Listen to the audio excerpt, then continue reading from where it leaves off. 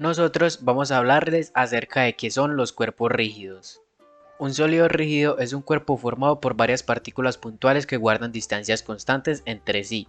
Es un modelo que usamos en dinámica para estudiar los cuerpos en aquellos casos en los que no podemos suponer que toda su masa se concentra en un único punto.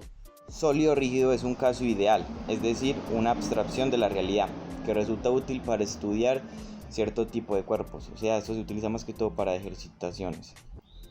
En el modelo de sólido rígido, las fuerzas inferiores de cohesión de las partículas que forman el sólido se suponen tan fuertes que los cuerpos son indeformables.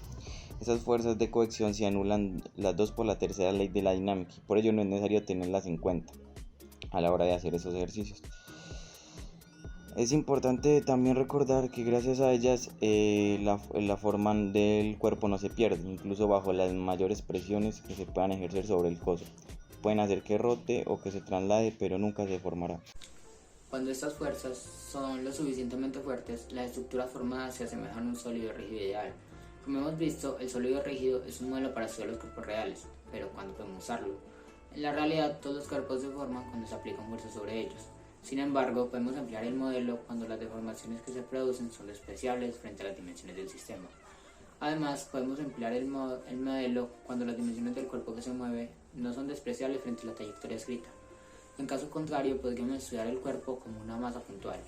Existen dos grandes categorías de sólidos rígidos. La primera es el sólido rígido discreto. Se compone de un número determinado de partículas distinguibles. Dichas partículas se encuentran en posiciones que no se encuentran juntas. Y también tenemos el sólido rígido continuo. Este se compone de un número infinito de partículas no distinguibles. Dichas partículas se encuentran en posiciones infinitamente próximas entre sí. Los movimientos.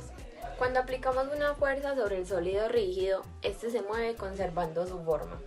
Cualquier movimiento del sólido rígido se puede descomponer en dos clases, traslación y rotación.